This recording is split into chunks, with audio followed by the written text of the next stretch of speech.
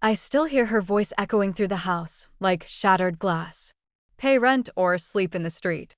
My stepmom, Linda, was standing over my grandfather, Arthur, her face twisted with rage.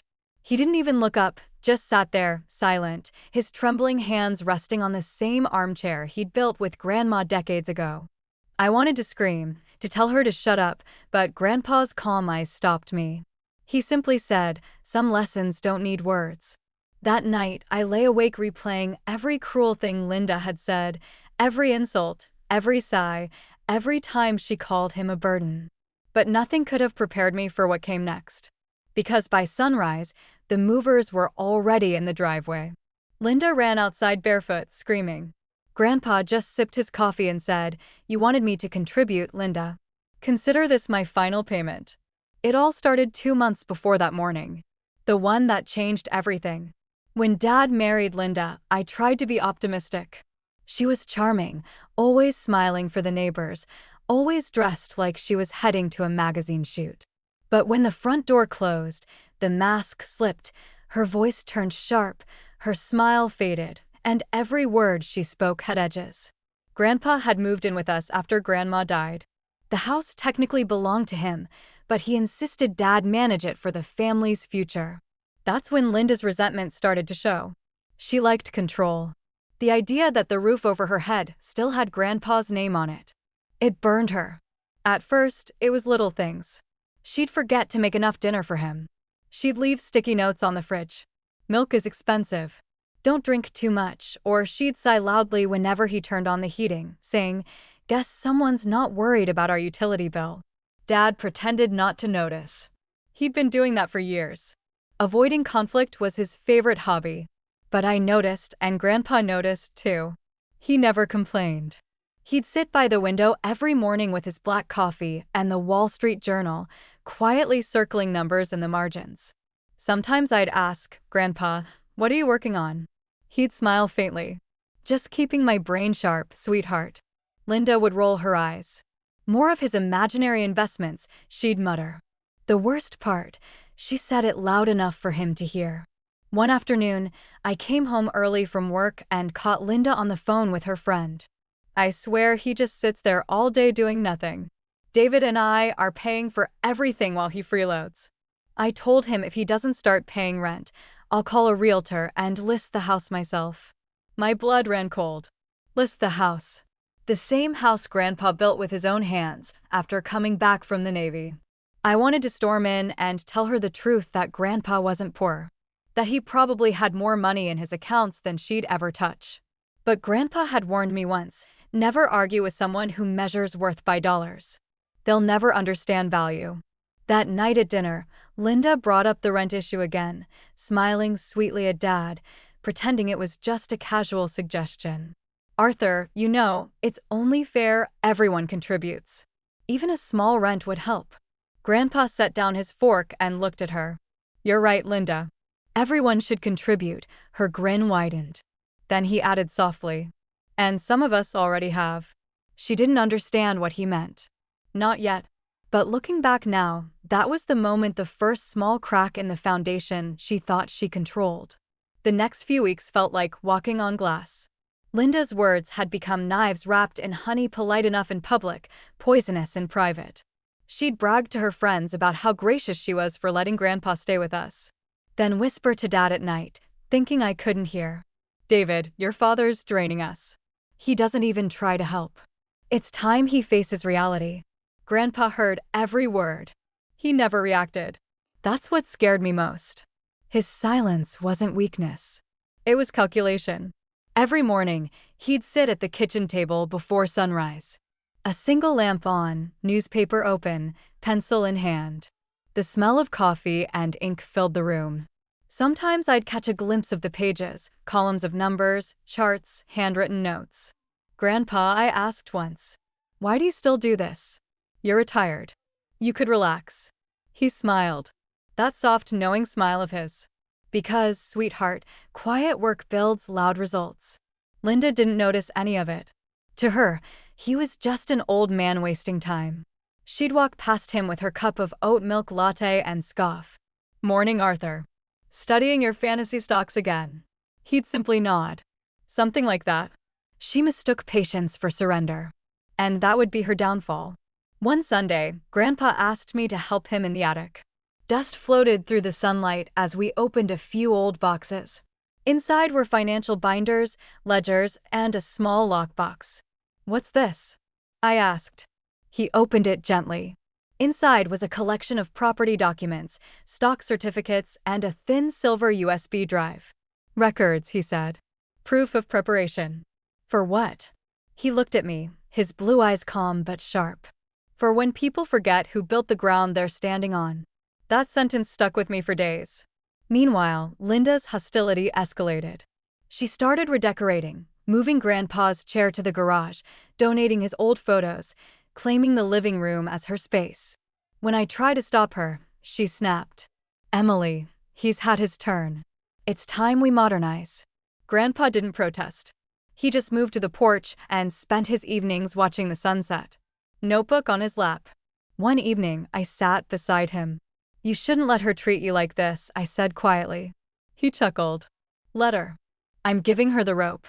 Whether she ties it or hangs herself with it, that's up to her." I frowned. "What does that mean?" He smiled without answering. That was Grandpa, always a few moves ahead, like a chess master waiting for his opponent to make one final fatal mistake. At the time, I didn't understand what he was preparing for.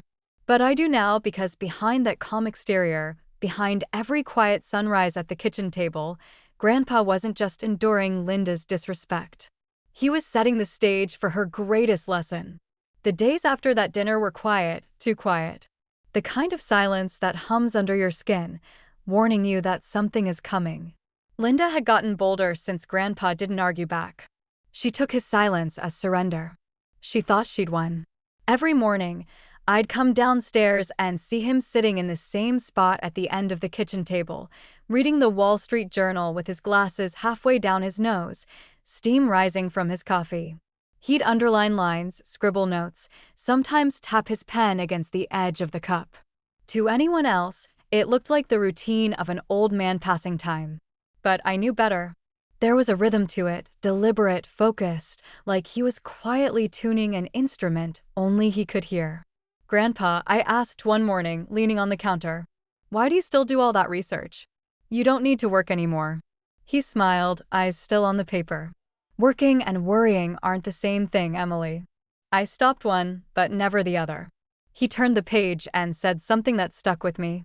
"People think silence means weakness, but silence just means I'm thinking while they're talking." I didn't understand it fully then. Not until later, when that silence turned into thunder. Linda, of course, couldn't stand that calmness. She thrived on control, and nothing infuriated her more than someone she couldn't provoke. If Grandpa didn't fight back, she found new ways to poke. One afternoon, she stormed into the kitchen while Grandpa was sitting there writing in his notebook. "You know what, Arthur? You could at least pretend to be useful." She sneered. "Do something around here instead of sitting like a museum exhibit." He didn't flinch. He just looked up, smiled, and said, "Linda, sometimes doing nothing is the most useful thing a person can do." Then he went right back to writing. Her face turned red, but he didn't give her the satisfaction of anger. It drove her insane.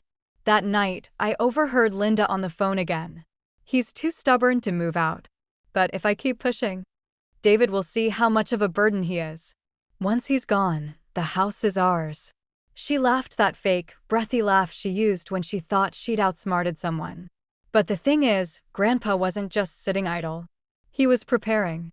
One Saturday morning, he called me into his study, a small room lined with old books, maps, and a dusty globe. "Close the door, sweetheart," he said. I did. He opened a drawer and pulled out a black binder filled with neatly labeled documents, bank statements, property deeds, investment records. "I'm showing you this because someday you might need to understand what's really going on here." I flipped through the pages. Everything was meticulously organized. Decades of savings and growth. "Grandpa, you're not broke," I whispered. He chuckled softly. "No, dear. I'm not." "Then why let her talk to you like that?" He closed the binder gently because some lessons have to be seen to be believed. That night, I couldn't sleep. I kept hearing his words in my head, trying to decode them. He wasn't planning revenge. Not exactly. It felt more like justice. The quiet kind that doesn't shout or break things, but changes everything when it arrives. At breakfast the next day, Linda walked in and said loudly, "Arthur, we're increasing your share of groceries this month." Inflation, you know. Grandpa looked at her for a long moment, smiled faintly, and said, "Don't worry, Linda. I'll contribute in my own way." She smirked, thinking she'd finally gotten through to him. But I saw the look in his eyes, steady, deliberate, unbothered. He wasn't defeated. He was waiting. And I realized something that morning. My grandfather's silence wasn't empty. It was loaded. Like the moment before lightning strikes. It was mid-April when everything in the house began to feel charged. The air itself carried static. Every word vibrating with the threat of another argument. Linda had turned the place into a spreadsheet. On the refrigerator, she taped a new chart, household contributions. Next to her own neat columns of expenses, she'd written Grandpa's name in red marker. Electric $90, groceries $180, rent $800. When Grandpa saw it, he didn't even blink. He pulled out a pen and beneath her totals wrote one small sentence. Respect, priceless. I bit my lip to keep from laughing. Linda, however, went crimson. "Do you think this is funny, Arthur?" "Because it isn't." He folded the paper once, slipped it into his pocket, and said, "No, Linda, it's just true." After that, she stopped pretending to be polite. Every conversation turned into a test. "Arthur, can you chip in for gas?" "Arthur, you do know you're living here for free." Dad would mutter, "Enough," but never enough to stop her. He looked like a man permanently trapped between two storms, his wife and his father. Then one Thursday night, I overheard the storm she'd been hiding. She was on the phone pacing the kitchen. "If I can convince David to sell, I'll finally get what's mine. His father doesn't deserve that house anyway. It's wasted on him." And I froze halfway up the stairs. Sell the house. The house Grandpa built after Grandma died. The house with his initials carved into the porch beam. I wanted to burst in to shout the truth that the deed still carried Grandpa's name, but I remembered his words. People reveal themselves eventually. The next morning, Grandpa and I had breakfast alone. He stirred his coffee slowly, watching the cream spiral. "Grandpa," I said quietly, "I think she's trying to sell the house." He didn't look surprised. "She's been trying to own something that was never hers," he said. "It's a common mistake." "So, what will you do?" He smiled, but it wasn't the gentle kind. It was thin, deliberate, like a blade sliding back into its sheath. "Nothing yet. The market's about to rise. Timing matters in everything." From that day, the house became a battlefield fought in whispers. Linda strutted through rooms she planned to list. She took photos on her phone, measuring walls, calculating open concept potential. Grandpa, meanwhile, began making calls, quiet ones. I'd hear his low voice through the study door. "Yes, Mark. List it privately. Cash offer preferred. Transfer within 30 days. He never mentioned it to Dad or to me, but I could feel the gears turning. On Sunday, Linda told Dad at dinner, "If your father doesn't pay by next month, I'm calling a realtor." Grandpa looked up from his plate and said evenly, "Good idea. Maybe I'll save you the trouble." Her fort clattered. "What's that supposed to mean?" He just smiled. "Timing, Linda. Always about timing." That night, I saw him outside on the porch, phone pressed to his ear, moonlight catching the edges of his white hair. I realized then that the quiet old man she'd mocked wasn't waiting for her to apologize. He was waiting for the perfect moment to end the game. It happened on a Sunday evening, the kind of still golden hour that should have been peaceful. But in our house, peace was a myth. Dinner had barely started when Linda slammed her fork down. "So," she said sharply, eyes fixed on Grandpa. "Have you decided yet?" He looked up slowly. "Decided what, Linda?" "About rent, Arthur. Or are we supposed to keep supporting you while you sit there playing Monopoly with your retirement funds?" Dad stiffened, staring at his plate. I could see his jaw tighten, but like always, he said nothing. Grandpa dabbed his mouth with a napkin. "I wasn't aware I was a burden," he said evenly. Linda snorted. "Burden?" That's generous. Try freeloader. You don't pay for anything. Food, power, water, and you've been here for months. Maybe you think your military stories pay the bills. Her voice was rising. Every word sharper, hungrier. She wanted a fight. She wanted him humiliated. Grandpa just sipped his tea. Linda, he said quietly. I built this house for my family, not for arguments. She laughed a bitter, cutting sound. Your family? Don't kid yourself. This house belongs to us now. David and I are the ones keeping it running. You just sit there and act important. Dad's hand clenched around his fork. Linda, enough, he murmured, but she waved him off. No, he needs to hear this. We can't afford to carry deadweight anymore. The silence that followed was suffocating. I felt my heart hammering in my chest. Then Grandpa stood up slowly, deliberately. He looked at her the way a mountain looks at a storm. Patient, immovable, quietly dangerous. I understand, he said simply. Linda blinked. You what? I understand what you're saying. He set his napkin down, folded it neatly, and placed it beside his plate. Thank you for your honesty. And with that, he left the table. Linda scoffed, rolling her eyes. Finally, maybe he'll start packing. I stared at her, disgust burning in my throat. You have no idea what you've just done. She smirked. Oh, please, Emily, don't act dramatic. Maybe this will wake him up. But when I looked toward the hallway, I saw Grandpa pause by the old cabinet where Grandma's photograph Saturday. He touched the frame gently, his fingers lingering for a moment. Then he whispered, barely loud enough for me to hear. Time to clean house. The next morning, I woke to the sound of engines outside. Boxes stacked by the front door. Movers in blue uniforms. A white sign hammered into the lawn. Soul. Linda came stumbling down the stairs. Hair and rollers. Confusion twisting into rage. What's going on? Grandpa stood by the window, coffee in hand, calm, serene, unbothered. You wanted me to contribute, he said, turning toward her. So I did. What did you do, Arthur? I sold the house for a heartbeat. Nobody spoke. Then Linda's scream shattered the air. You what? He handed her an envelope. You and David have 24 hours to leave. Her voice cracked. You can't. You can't do that. Grandpa smiled faintly. I can. And I did. That was the first time I saw fear flicker behind her eyes. Not anger, not pride, fear, because for the first time, she realized the man she'd treated like a burden was the one holding every card. The sun had barely risen when the shouting started.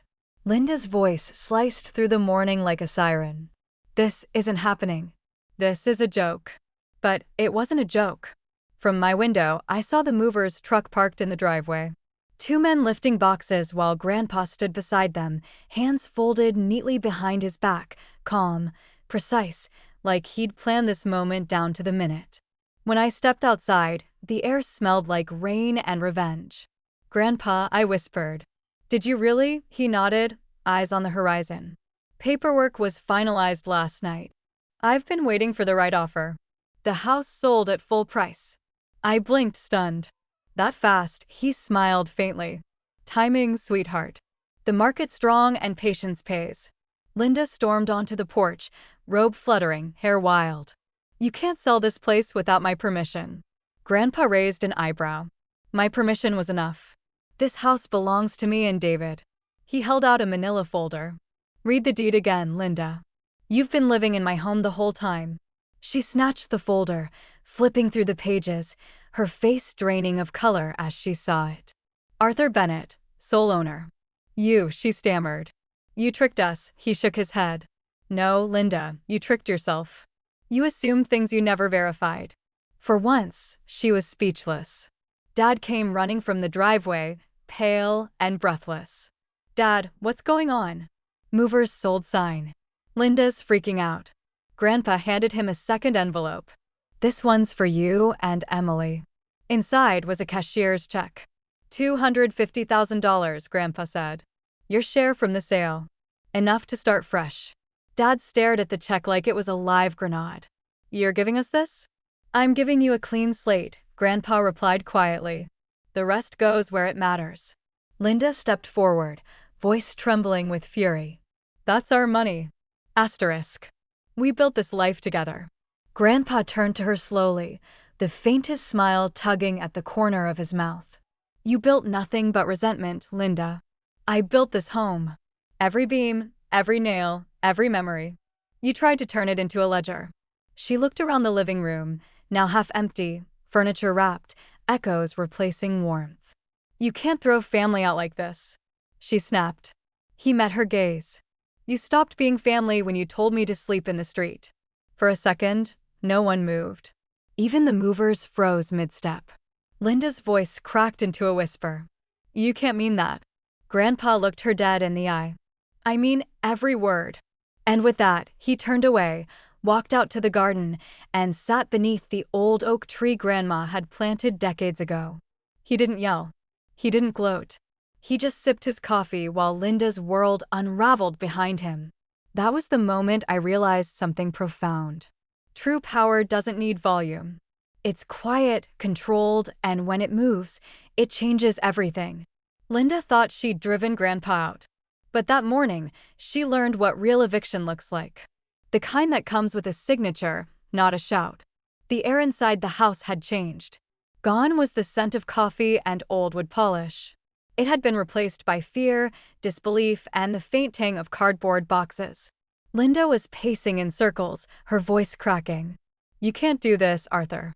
You can't just sell a house out from under your own family. Grandpa stood near the window, sunlight tracing the lines on his face, making him look almost biblical, calm, patient, devastatingly certain. I didn't sell it from under anyone, he said softly. I sold it because of what's been festering over it. Linda spun toward Dad. David, say something. Stop him. Dad looked lost, like a child caught between two fires. Dad, maybe we can work something out. This doesn't have to be so drastic. Grandpa turned to him with kind eyes. Son, sometimes dignity requires drastic measures. Then Linda lunged. She grabbed the check out of Dad's hand and waved it in Grandpa's face. You think this makes you noble? You ruined us. Where are we supposed to live? Grandpa didn't even blink. Wherever you can afford rent, Linda, you've spent years teaching me about responsibility. Consider this your lesson. Her face went white, then red, then white again. You vindictive old man, he sighed, almost pitying. Vindictive? No, I'm consistent. I told you respect is earned, not demanded. Dad finally snapped. Enough, both of you. We're family. Grandpa's voice was gentle, but it cut like glass. Family is more than blood, David. It's how you treat the people who can't fight back. Silence. Heavy, suffocating silence. Linda sank into a chair, trembling. You don't know what it's like, Arthur. You don't understand the pressure, the bills. He cut her off. I understand perfectly. I just don't weaponize it against those who love me. Her voice cracked. I didn't mean it when I said, yes, you did, he said simply. And that's the truth that matters.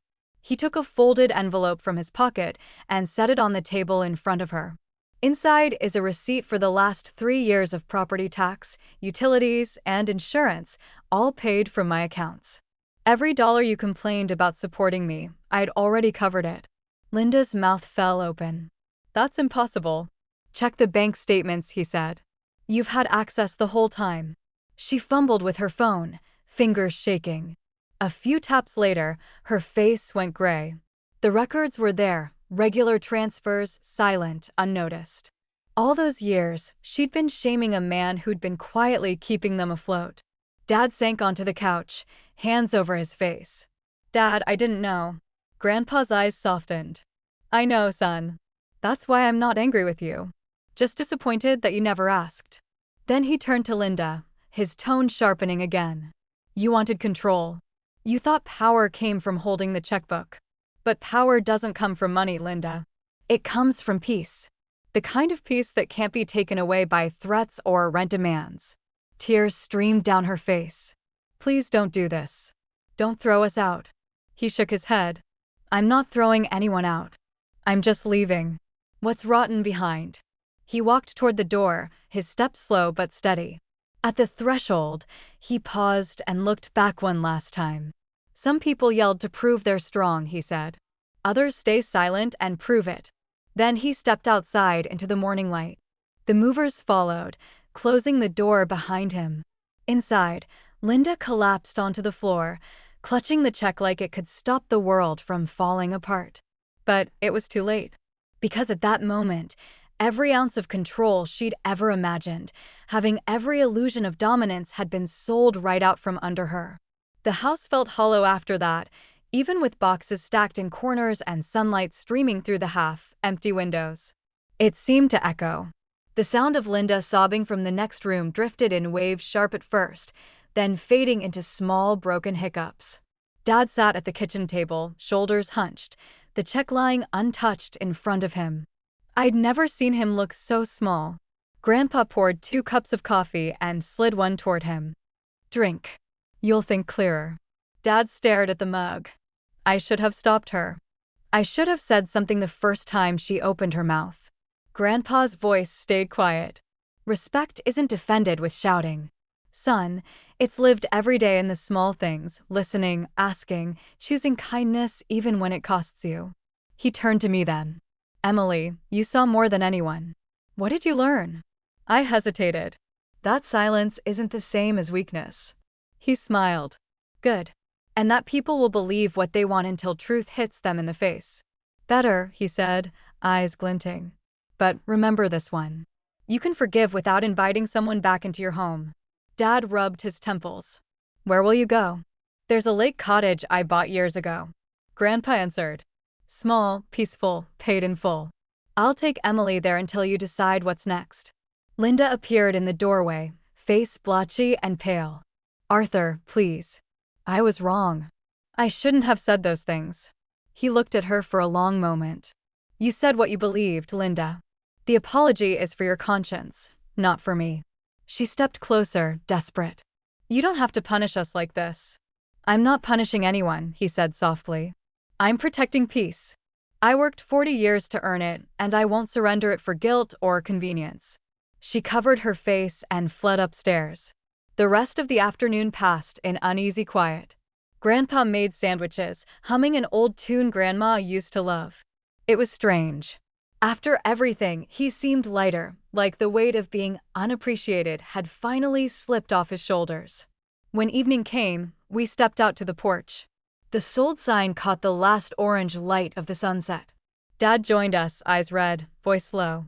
Dad, will we ever fix this? Grandpa sighed. Maybe. But first, you both have to live it. Let loss teach you what comfort never could. He rested a hand on my shoulder. Emily, remember this day. Money buys roofs, not respect. Don't ever confuse the two. I nodded, swallowing hard inside. Linda slammed a door. Outside, the crickets began to sing, and for the first time in years, Grandpa smiled without the shadow of endurance in his eyes. The lake cottage sat at the edge of the world. Or at least that's how it felt. A single gravel road wound through tall pines before opening to still water, mirror flat, holding the sunset like a secret. Grandpa and I moved there 2 days after the sale closed. The first night, he unpacked nothing but a kettle, 2 mugs, and Grandma's old photo. The rest can wait, he said. Peace first, furniture later. The quiet hit differently out there. No slamming doors, no muttered insults through walls, just the rhythmic hush of the lake and the creak of the dock under our feet. Sometimes we'd sit on the porch swing, him with his coffee, me with tea, watching the sky fade into gold. He'd say, "Funny thing about storms, Emily. They always make the air cleaner afterward." I asked once if he regretted selling the house. He shook his head. Houses are walls and roofs. Dignity is the foundation. Once that cracks, the rest doesn't matter. Every Thursday, Dad called. He sounded tired but lighter, like a man rebuilding from the inside out. He told us Linda was staying with her sister, reevaluating. Grandpa just murmured, "Good reflections free." And sometimes it's the only thing people can afford. Months passed quietly. The garden bloomed again. Wild roses by the fence, mint near the porch steps. Grandpa taught me how to balance investment portfolios, but more importantly, how to balance patience and pride. On one particularly calm evening, he looked across the water and said, "Respect, Emily, is like a loan. You lend it freely, but if it's never repaid, you stop lending to the same borrower. I smiled. That sounds like something Grandma would have said. He chuckled. She said it first. I just lived long enough to prove her right. We sat in silence, then the kind that feels earned. Behind us, the world Linda tried to control had dissolved into a memory. Ahead, the lake stretched open and endless quiet, patient, untouchable. Grandpa wasn't angry anymore. He didn't need revenge or validation. He'd already won the only battle that mattered. The one where you walk away with your peace intact. And as the sun disappeared behind the trees, I realized sometimes walking away isn't losing. It's winning without shouting.